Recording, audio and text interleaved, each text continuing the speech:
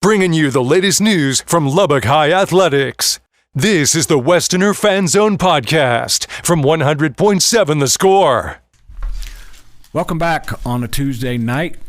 We jump into the Westerner Fan Zone with Juan Rodriguez. He's flying solo tonight because the guy who sets up interviews screwed up and tried to invite the volleyball coach, Matt Leesman, who's actually probably coaching his team right now. I would probably say as we yes, speak. sir. We're going to talk about him before we jump into football. You guys did not have a game last week. I'm not going to say you were off or you were idle because I know you had those boys out there working.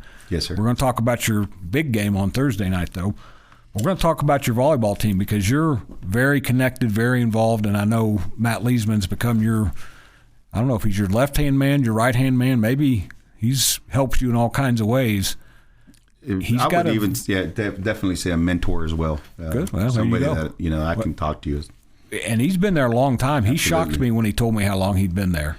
There a minute from what I understand. 15, 16 years, something 16 like years. that. And he's not here, and I would say this, he's not always the most cheerful of people. He'd be the first one to tell you that, yes. He's got a little bit of Eeyore in him. Yeah. It's an acquired taste, yes. is what I call it. And he always tells me, well, I've been here 15 years, but I'm sure they want to get rid of me by now. No way. I don't think that's true. Absolutely not. Especially right now, because his volleyball team, I'm going to scan the message he sent me, they won a second district match, which, okay, people are going to say, well, big deal.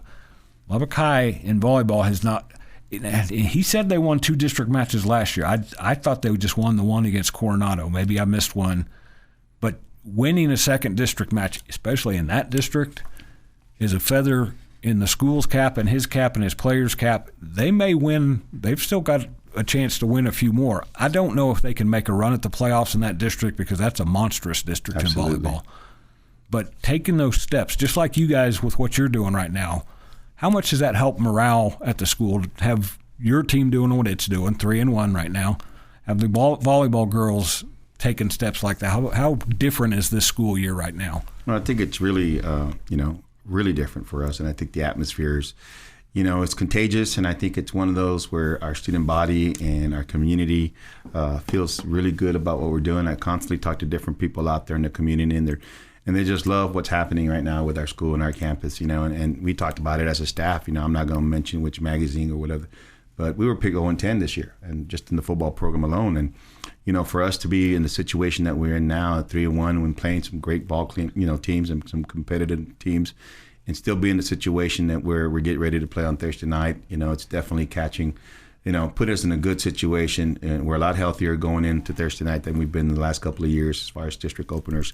And I think that's just paying off. And I think Coach Leesman has done a fantastic job of being patient and doing everything he can to surround himself, around some great people, and definitely surround his program and having the support that he has. He's got a lot of family support. He's got a lot of community support. So I think it's definitely going in the right direction. And I agree, whether this is the year or not, I can honestly feel like they're coming. Yeah, and I've watched them several times the last few years. And I will say this, as much as he might hang dog when he's talking to me, you talk to other coaches about playing Lubbock High, and one coach told me that you always have to have your team ready because they're going to have energy no matter what the score is, no matter where they are in the standings. That's saying something about a coach's ability to get a team to keep playing and playing with emotion, especially. Now, volleyball's very based on emotion. That's something I had to learn. First time I ever watched a volleyball match when I got here, I turned to the person next to me and said, "Did they celebrate every point?" And the guy was like, "Yeah, every point." So he's getting his team to believe in things that may not necessarily equate to a win every night, but they're doing things the right way. One of the things, and I've talked to my kids about this, that impresses me about volleyball, and not just our program, but any program for that matter. Obviously, the strategic approach to it, but one of the things, and I've even taken my football team when I was back in Corpus to go watch, was the communication on the court, and the way they communicate with one another, the way they work together.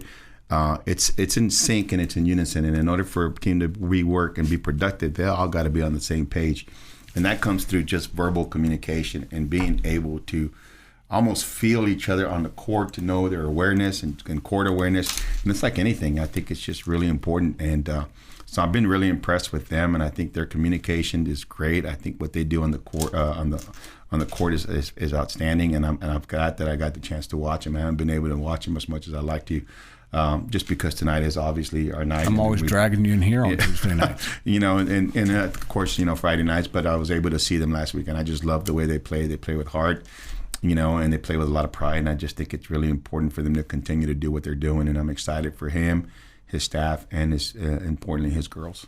I'll pull the curtain back here a little bit. There's another guy in town that's pretty excited about it, too. Actually, a guy and his sister. I don't know if you knew that Lubbock Cooper coach Mike Moffitt is a Lubbock High graduate. I did not. He's kind of the godfather of volleyball coaches. He always kind of blanches when I say it, but he is. He's a good guy, too. And the thing about Mike is he roots for everybody to do well. Yes. And he's really proud of what Lubbock High is doing right now.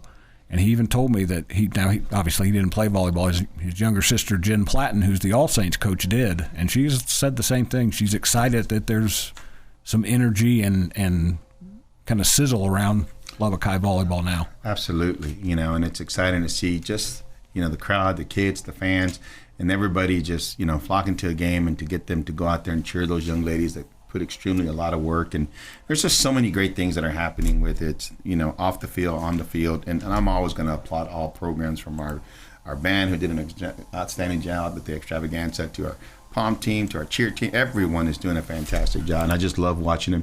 Our Flocorio was really in the spotlight here just today, and just watching them perform. And to me, everyone that performs outside, and this has been my theory and my belief and my philosophy since I got to Lubbock High, and I've been repeating this: anyone that does anything out of the confinement of an 8-hour school day is an athlete to me.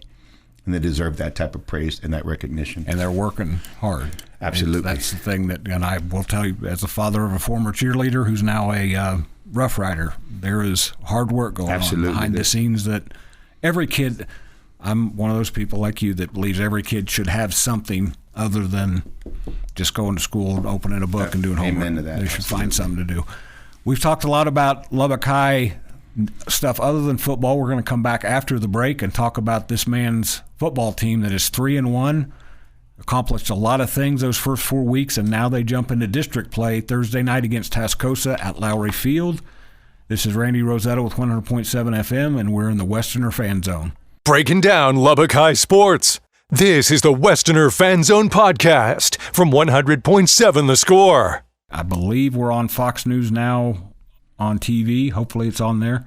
There's baseball on in front of us. That's distracting to me, Juan. I'm a big baseball guy. As you can see, I had a good day earlier today. My boys won 1-0. I'll pull myself away here though, because I want to talk about Lubbock High football. 3-1, and we'll run through the laundry list again.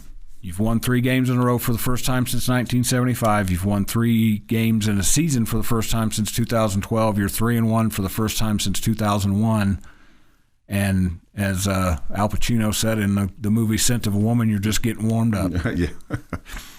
It's definitely exciting for us, and we're battling so many things other than just what's going on. We got a couple of guys sick out this week. So we're excited for the opportunity to be 3-1, and we're grateful. And, I told the kids, it doesn't matter whether we're 1-9, 3-1, 1-3, we're going to continue to try to get better day in and day out, continue to do the little things right, and that make a big difference, and I think Judge said it the other day at our luncheon, we're not just trying to build football players, we're trying to build young men and make them better. And, I met with them this morning, and they got in a little bit of trouble with the coordinators, and they got some extra running, and, and I brought them back in, and I told those guys, they're not upset with you, they just want more out of you, and they expect more out of you, and it doesn't have nothing to do but just loving you because they know you can do it. And they responded. They had one of the best practice we've had in about, since we got off of our open week, so I was really excited about the way they responded, and they got after it today and had a really good practice this morning. So I'm really proud of our kids, and,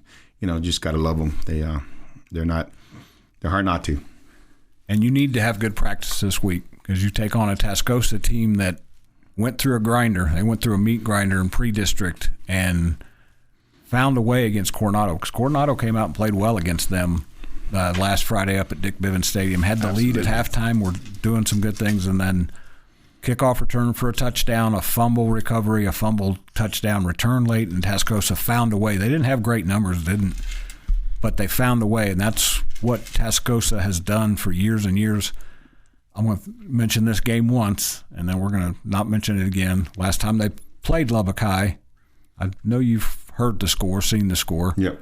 82-0. Mm-hmm. That was a really good Tascosa team. That's when Lubbock High was trying to find themselves. It's hard for me to fathom that you guys don't come out and stand tall against Tascosa this week. As good as they are, I feel like your guys are ready to kind of stick their toe in and see what they can do in this district. I think, one of the things we talk to our kids is this, but whether we're 3-1 or 4-0, we're still the underdog, and we're always feel that we've got something to prove. And I told them, and I think you might have mentioned it during our break, is every team's going to prepare their best to play us. I truly feel that way. And, because they're going to come out and they we're at home, which is a good place for us to be to start district opener. I think they're an extremely great ball club. I was really proud of our Coronado Mustangs and coach and his staff. I was pulling for them the other night, and I really felt that they had it. They had it. Him and I talked a little bit and made, go over our mistakes. And, we learned a lot from one another. And I will continue to say that during our meetings. But it's always enjoyable to talk to one of our other head coaches in our district and even Judd on the way out, because we support one another regardless of what games are coming up and who we're having to play. We're still going to support, we're proud of our district. We're proud that we work here together. And we sit at the same table once a week, with our athletic director and his assistants to meet. So, I just think it's one of those things where our kids, we're ready. I know that our staff is prepared really hard. I know our kids have worked really hard. I think the struggle has been obvious with anybody that plays the triple options to mimic their offense and to try to get it down. But, it's, I'm not one to say that I know it all. And I've made many, many contacts the last couple of weeks, trying to get ready for this offense. I was an O-line coach for the Beer, when I started my career. So I understand the blocking schemes and how it's progressed throughout the years. I just thought, you take a little bit from whatever defense that has played them already and you try to just say, this is something they did well. This is something they did well. I thought Coronado, did a fantastic job of stopping them, and doing what took away some things. So we're took some things from that too. And, we just kind of, some point, you try to mesh a good game plan going against somebody that's disciplined. They probably the best O-line that I've seen as they fire out tremendously. They do a fantastic job of that. And it's exciting to put together a game plan against an offense like this. And hopefully your kids can stay disciplined enough because it's disciplined football. Well, and we'll talk more about how you get ready for that because you're actually the third city team that's played Tascosa. Lubbock Cooper played them. A couple weeks later, Coronado. Now you guys get your crack, and then Monterey will have a shot at them. And it's very old school. It's basic, but it works. They make it work. And we'll talk about what they do and how you guys can try to stop them when we come back on the final segment of the Westerner Fan Zone on 100.7 FM. Westerners host Tascosa 7 p.m. Thursday at Lowry Field, the first big game of the week here in Lubbock, just to make sure everybody knows that Lubbock High has that game. Breaking down Lubbock High sports. This is the Westerner Fan Zone podcast from 100.7 The Score. Welcome back to the final segment of the Westerner Fan Zone on 100.7 FM. I'm Randy Rosetta. I'm joined by Lubbock High coach Juan Rodriguez. If you're watching on TV, he's that good-looking man. To the right. Distinguished-looking gentleman with the gray beard to the left of me. I think I've debated letting mine grow out again because it's grayer than yours. So yeah. I can honestly tell you my wife does not like it, and if she's listening to it, she's going, I don't like it. You just had a birthday, right? Yes, I did. Turned double nickel? No, 29. Okay, 29 for the 25th time? No, I turned 52. 52. I'm trying to age you, man. Yeah. I'm sorry. I thought we were a little bit closer in age. Well, happy belated birthday. I'm always joking around with the kids and saying, man, I used to have long, dark hair. And they're like, what happened, Coach? I became a head coach. There you go. So just love them. Well, you might be getting a little bit of gray hair preparing this week for Tascosa, but Absolutely. In a good way, because as you mentioned, and Andrew mentioned this last night, Tascosa is, especially for old defensive guys, they're fun to prepare for as a coach because it kind of takes you back. You turn back the clock to what we grew up playing. It's that triple option. You tell guys, you've got this responsibility, you've got that responsibility, you've got that responsibility. It's not as complex as a lot of things, The other side of that, though, is that 16, 17-year, 18-year-old kids have to go out there, stay patient, and stay disciplined and keep doing what you've worked on. Absolutely. You know, it's funny because I tell the kids, I know that y'all know, I said, but if you all have that 25 college guy, I said, go find Navy and play with them. Yep. And I said, it's the same. I said, you're going to find yourself that they run the heck out of that triple op. And I said, and we still see it. And I when I started the week showing the kids, and I said, we still see option. It's just in a different manner. I said, you know, it's called the RPO now. But when I first started coaching many, many years ago, there was 2 playbooks that I had on my desk that I knew for a fact that if I ever became a head coach, at that time, we're talking over 20 years, I was either going to run the slot T or the flex option because I learned both of those. So, you know, I don't feel overwhelmed with the scheme because I understand it and I know it, but it's getting today's kids and getting today even our coaching staff to understand it. And me and Similar are probably the only ones that understand what, you know, the sets are and so forth. And then teaching them how we move kids around and how we move players really became probably the most fun and yet the challenging part of getting ready for a team like Tascosa. I love watching it. I just don't like defending it. So the way I remember one of my coaches very vividly saying, when you try to defend it, you've got to follow your eyes, not your heart. Yes. Because you're going to want to go and chase the ball. You're going to want to go and try to do this and that, but you've got to stay right where you're supposed to be and not stray too far off it. It's funny to me because it's called the veer, because back then it was called something different, and what my coach would say, don't veer outside of where you're supposed to be. Mm-hmm. So did you ever see the movie We Are Marshall? Oh, yeah. When the Marshall coach, when they were so shorthanded, went and visited West Virginia, and they came away thinking this is what we have to run. Tascosa doesn't run it because they're undermanned. That they run it because it's worked for so well for so long. I'm looking at their stats. They've thrown 11 passes in 5 games. Yep. 11. To keep you honest. Yep. And other than that, it's going to be basically 1 of 3 or 4 plays. Yes.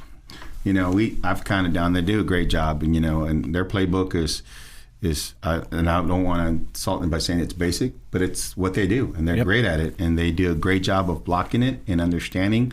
They've done a great job of teaching their kids what they're trying to get accomplished with the game, and you know, it's a threat. You've got 1, 2, 3, 4 running backs out there. You know what I mean? And so I told the kids, it's really not a triple. It's really a 4-option offense. I'm like, what do you mean? I said, because you can give it, you can keep it, you can pitch it. I said, but you can also throw it. Yep. You know, I said, people forget about that. And if you get really good, which they are, and their quarterback does a fantastic job. That's a running back. Yes. At quarterback. And I think he does a great job of reading it. But there are ways to slow it down. And I think that's the thing that you have to remember is you got to slow it down, and you got to keep them guessing of who's got what, who's got pitch, who's got quarterback, and who's got dive. And that's the goal, I think, if trying to prepare for anything like this is keeping them not knowing what you're in, number 1, and keeping them guessing, number 2, and keeping their offense off the field. Yes, because you have to stay patient with your offense as well. Your guys can't panic. They have to be ready to go out there and execute and keep their feet on the ground so that their offense has to cool their heels. Yeah. Westerners get their chance to see what they can do against this Tascosa team. 7 p.m. Thursday at Lowry Field. Big game for Lubbock Heights, their District 2 5A Division I opener. And we'll see what they can do to continue building on what's been a great season. This is Randy Rosetta with 100.7 FM. That's been the Westerner Fan Zone.